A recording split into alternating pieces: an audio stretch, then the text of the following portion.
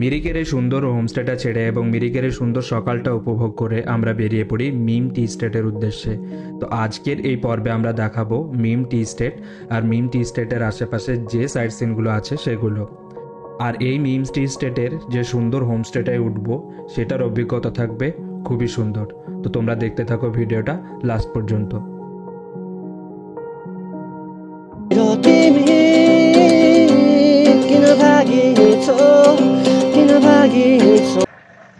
তো এখন আমরা হোমস্টে ছেড়ে দিলাম, এবার আমরা যাব, গাড়ি রেডি, মিম টি স্টেট। তো চলো দেখা হচ্ছে মিম টি স্টেটে। মিরিক থেকে সীমানা ভিউ পয়েন্টে যাওয়ার সময় আমরা একটা রেয়ার সাইটিং দেখতে পাই, যেটা হলো বার্কিং ডেয়ার। তো আমরা কখনোই এক্সপেক্ট করিনি যে বার্কিং ডেয়ার আমরা দেখতে পাবো এই নেপাল আর ইন্ডিয়ার এই সীমান্তে। যদিও বা যানবাহনের কোলাহলের জন্য আমরা সাইটিংটা বেশিক্ষণ উপভোগ করতে পারিনি, তবেও এক্সপিরিয়েন্সটা খুবই ভালো ছিল।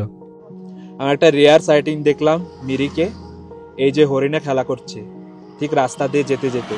এটা কিন্তু ফার্স্ট টাইম আমরা দেখতে পেলাম। এই দেখো, ঠিক দেখা যাচ্ছে না ওখানে, এরা এত হর্ন দিচ্ছে মানে গাড়িতে, যেখানে দেখাটা মুশকিল, মানে হরিণগুলো ডিস্টার্ব হয়ে যাচ্ছে। এই যে তাকাচ্ছে।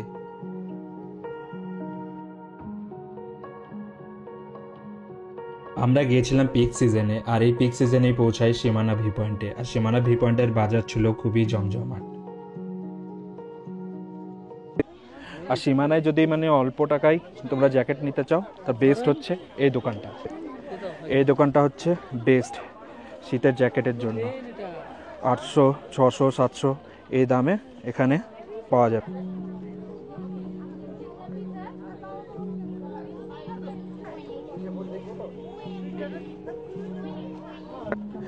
এই দেখো, পুরো বাজার তুলে নিয়ে চলে এসেছে। আমরা এতদিন আসলাম, এত বাজার করিনি। এটাই হচ্ছে মাদের একটা বৈশিষ্ট্য। আর আব্বা ভাগাতেই চলো এবার যাওয়া যাক। মিমের রাস্তাটা কোথা থেকে যেতে হবে, মানে তোমার সুখিয়া পুকুরি থেকে দার্জিলিং যাওয়ার টাইমে, সেটা একবার দেখিয়ে দিই তোমাদের।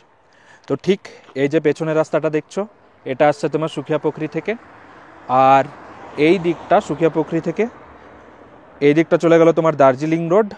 আর এই দিকটা হচ্ছে তোমার মিম টি স্টেট। এই হচ্ছে রাস্তা, এটা সুখিয়া পুকুরি। এই সুখিয়া পুকুরি থেকে ঠিক সোজা বেরিয়ে গেল তোমার ঘুম দার্জিলিং। আর এই বাঁ দিকটা হচ্ছে তোমার মিমের রাস্তা। তো এই মিম টি স্টেট আমরা এখন যাব।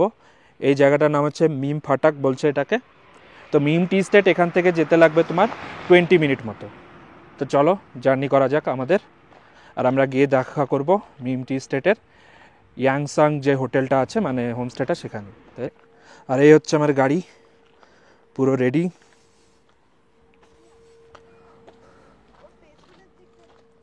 আর ঠিক এই রাস্তাটা ধরে আমরা যাব মিম টি স্টেট।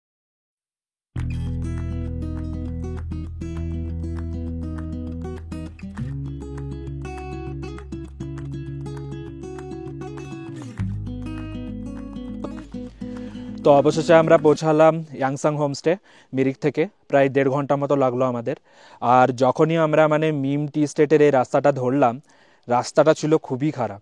মানে রাস্তাটা চওড়া ছিল, সেটা খুব ভালো জিনিস, কিন্তু পুরো রাস্তাটাই হচ্ছে একদম পুরো পাথরের এবড়ো খেবড়ো। কেউ যদি তোমরা বাইক নিয়ে প্ল্যান করো তো অবশ্যই সেই হিসেবে করে এসো, কারণ এখানে বাইক নিয়ে খুবই প্রবলেম হবে। তোমরা যদি সাইট সিন করতে চাও এখানে এসে, তো অবশ্যই মানে আমি রেকমেন্ড করব গাড়ি ভাড়া করে তোমরা সাইট সিনটা করো। আর হ্যাঁ, কার নিয়ে তোমরা আসতেই পারো, সেক্ষেত্রে রাস্তাটা একটু খারাপ আমি বললাম, আর খুব চড়াই উতারা তো আছেই সেরকম। তো যাই হোক, রাস্তাটা বেশ চওড়া, সেক্ষেত্রে চালাতে কোনো অসুবিধা হবে না। তো আমরা ইয়াংসাং হোমস্টে 2টো হোমস্টে আছে, একটা হচ্ছে উপরের দিকে আছে আর একটা হচ্ছে তোমার জঙ্গলে আছে। তো আমরা আছি এখন জঙ্গলের যে হোমস্টেটা আছে সেখানে স্টে করার জন্য। জায়গাটা খুবই নিরিবিলি, আর এখান থেকে তোমার কাঞ্চনজঙ্ঘার ভিউটাও দেখা যায়, তবে জঙ্গলের মধ্যে দিয়ে, তো সেই রকম ভিউ নেই। বাট ইয়াংসাং হোমস্টে যে উপরেরটা আছে সেটা কালকে যাব আমরা, সেটাও দেখাবো। তো ওখান থেকে হোমস্টেটা খুব ভালোভাবে দেখা যায়, পুরো বেলকনি থেকে পুরোটাই ফাঁকা আছে। তো এটা হচ্ছে পুরো জঙ্গলের মধ্যে, তোমরা যদি পুরো গ্রুপে আসো এনজয় করার জন্য বেস্ট হোমস্টে এটা। চলো হোমস্টেটা এবার দেখাই, আর রাস্তাটা দেখিয়ে দিচ্ছি। এই রাস্তা দিয়ে আমরা আসলাম, এই যে রাস্তা, এই চলে গেছে ঠিক এই রকমই রাস্তা, পুরো নুড়ি পাথর পড়ে আছে। আর এই দেখো আমার গাড়ি দাঁড়িয়ে। এই যে গাড়ি দাঁড়িয়ে, এই দেখো হোমস্টে, ইয়াংসাং হোমস্টে। এটা হচ্ছে ওদের মানে ফরেস্ট স্টে বলতে পারো। এটা হচ্ছে ওদের ওল্ড হোমস্টে, যেটা ফরেস্টের মধ্যেই ছিল, এখন ওরা নতুন করেছে উপরে। তো আমরা এখন আপাতত এটাই আছি। আর ওনারা গার্জেনগুলো আমার ফ্যামিলি গল্প করছে ওখানে বসে আরাম করে। আর এইখানে হচ্ছে তুমি গাড়ি পার্ক করে দিয়েছি, মানে এখানে যতগুলো গাড়ি নিয়ে আসতে পারবে সব এরকম পরপর পার্কিং হয়ে যাবে। তো পার্কিংয়েরও কোনো সমস্যা নেই। সব হোমস্টেতে মানে পার্কিং থাকে না, সেটা একটা বিশাল বড় অসুবিধে। আর বাকি হোমস্টের ভেতরগুলোও দেখিয়ে দিচ্ছি। এই হচ্ছে হোমস্টে, ইয়াংসাং হোমস্টে। এটা হচ্ছে 2টো রুম আছে, কটেজ দেখিয়ে দিই। এই দেখেন ডাবল বেড, খুব সুন্দর।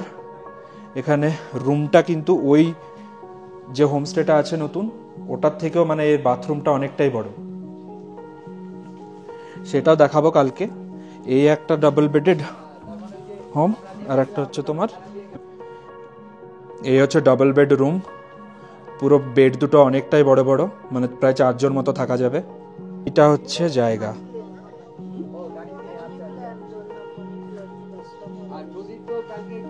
আর এই দেখো হোমস্টেটা থেকে ভিউটা ঠিক এই রকম দেখা যায়, সুন্দর।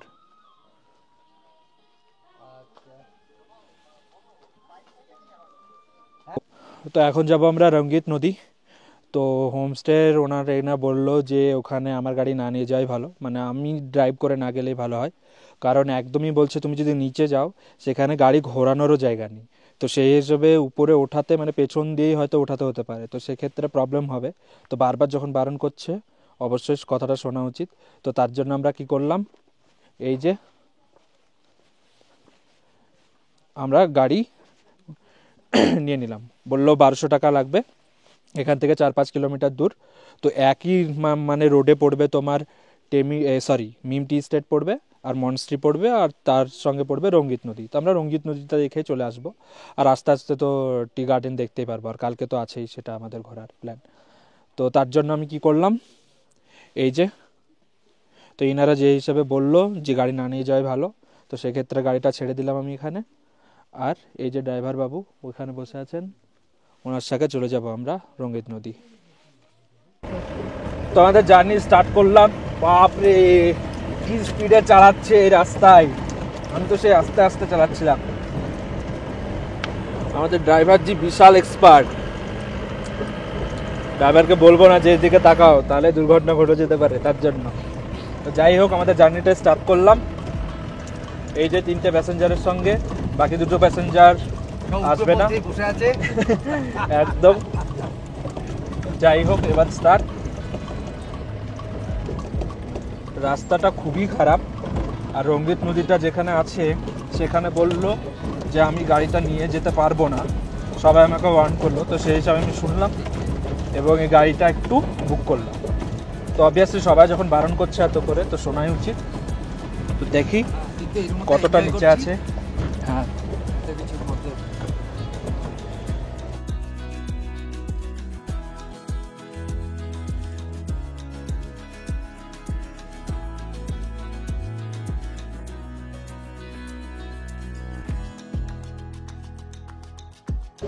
আর এইভাবে আমাদের এই এক্সপার্ট মশাই নিয়ে যাচ্ছেন আমাদেরকে, একদম স্পিডে নিয়ে যাচ্ছে। তাও আবার সত্যি মানে দার্জিলিংয়ের এই আশেপাশেরগুলো মানে হ্যাপি ভ্যালি টি স্টেট, মানে যতগুলো টি স্টেটগুলো আছে সেগুলো রাস্তাগুলোই এরকম হয়।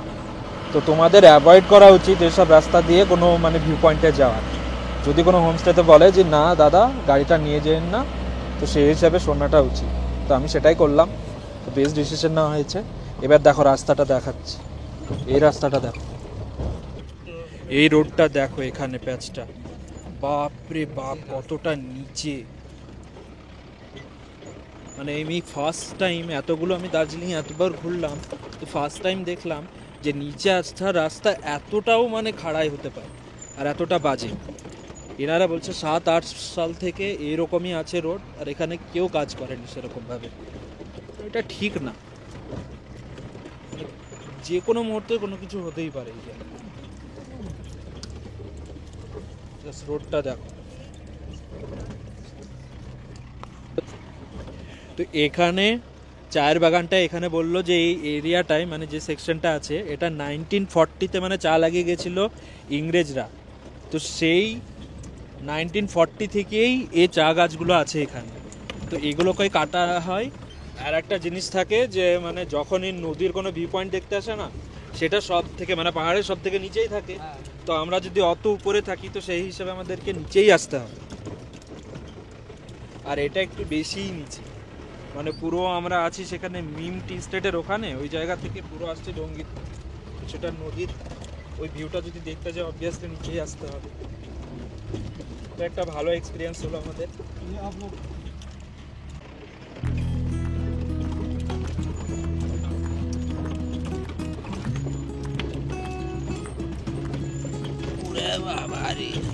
তো অবশেষে আমরা পৌঁছালাম এখন লিটল রঙ্গিত, ছোট রঙ্গিত বলছে এটাকে।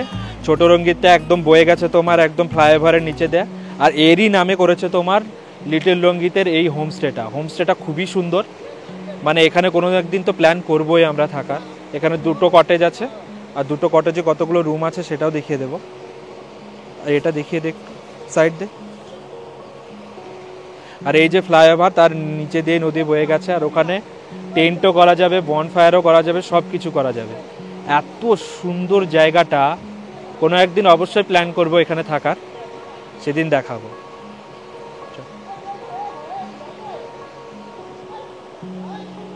স্টপ কর ভিডিওটা।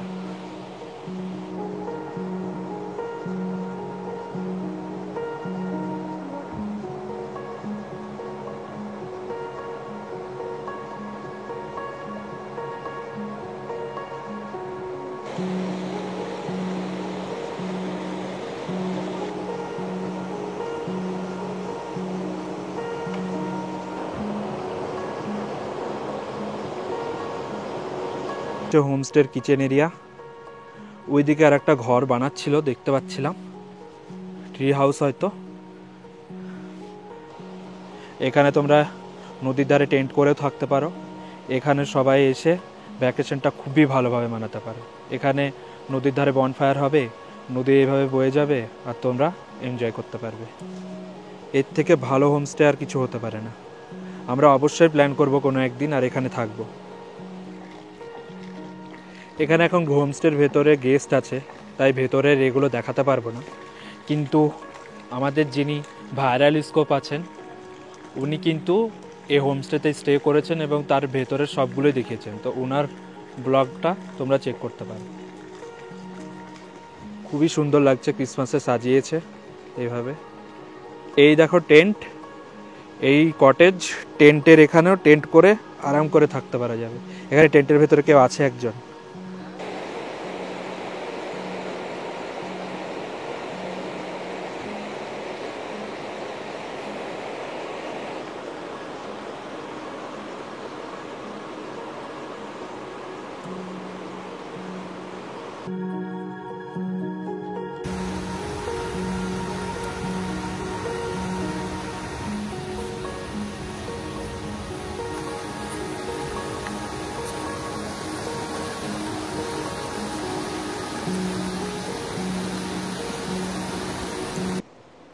তো এতটা নিচে নেমে আসাটা সার্থক হলো। খুবই সুন্দর জায়গাটা, মানে এই জায়গাটা আরোই সুন্দর করে রেখেছে তোমার এই লিটিল রঙ্গিতের যে এটা আছে হোমস্টেটা, এই হোমস্টেটাই আরও সৌন্দর্যটা বাড়িয়ে দিয়েছে। এরা এত সুন্দর ব্যাকইয়ার্ড করে রেখেছে এদের। আর এখানে বনফায়ার করতে পারবে, এখানে থাকতে পারবে। এর মতো সুন্দর আর হোমস্টে কিছু হতে পারে না। মানে এই নদী বয়ে গেছে, আর এখানে অনেকজন এসেছেন গেস্ট, তো তারা একদম দেখেই মানে শকড। আজকে এখনই ওরা চেক ইন করলো। তো খুবই ভালো লাগছে, মানে জায়গাটা মানে সেই কাশ্মীরের একটা জায়গা ছিল কিরান বলে, তো সেখানে এরকম একটা জায়গা দেখেছিলাম আমি।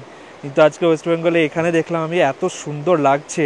মানে দুদিনের জন্য বেস্ট জায়গা। কিন্তু হ্যাঁ, নিজে মানে এ করে আসতে চেয়েও না, মানে নিজেরা গাড়ি মানে সেলফ ড্রাইভ করে এখানে আসো না। কারণ আমি বলবো যে অলওয়েজ রেন্ট করে আসাটা বেস্ট হবে। এই রাস্তা খারাপের জন্য অনেকটাই উঁচু থেকে আসতে হচ্ছে। তো সেই হিসাবে অবশ্যই এই প্ল্যানগুলো মাথায় করে আসবে। আর বেস্ট জায়গা, আমি সবাইকে রেকমেন্ড করব এখানে আসার জন্য। তো অবশেষে রঙ্গিত নদীটা দেখার পর আমরা চলে এলাম হোমস্টেতে। এখন হোমস্টেতে চলছে স্ন্যাক্সের ব্যবস্থা।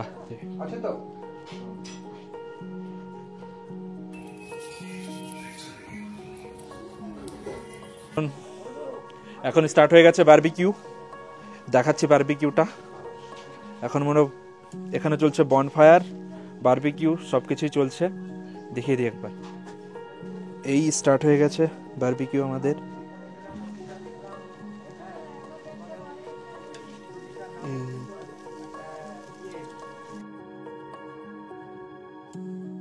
ডিনার কমপ্লিট, খুব ভালো মতো কাটলো। আর এরা সার্ভিসটাও খুবই ভালো দিয়েছে, মানে যে হোমস্টে আমরা যাচ্ছি, মানে যে হোমস্টেগুলো আমরা বুক করেছি সেগুলো খুবই ভালো ছিল অ্যাকচুয়ালি।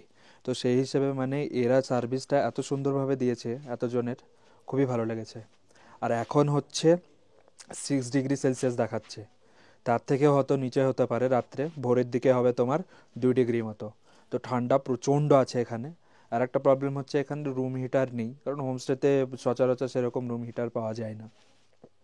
আর একটা বলি, তোমরা যদি লিটল রঙ্গিতের ওইটায় যেতে চাও তো সেটা কিন্তু একদম নিচে নদীর ধারে।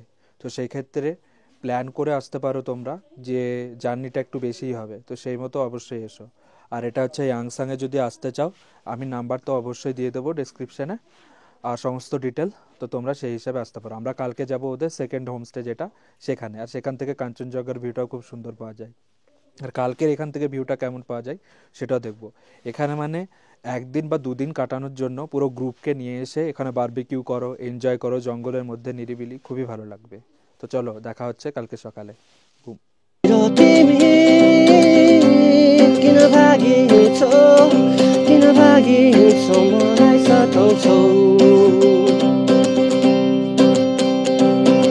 सहारा मेरो तिमी नै हो, सयात्री भन्छु भन्थ्यो, सायद अब बिर्सिसक्यौ कि सपनाको महलभित्र तिमी नै थियो राजकुमार।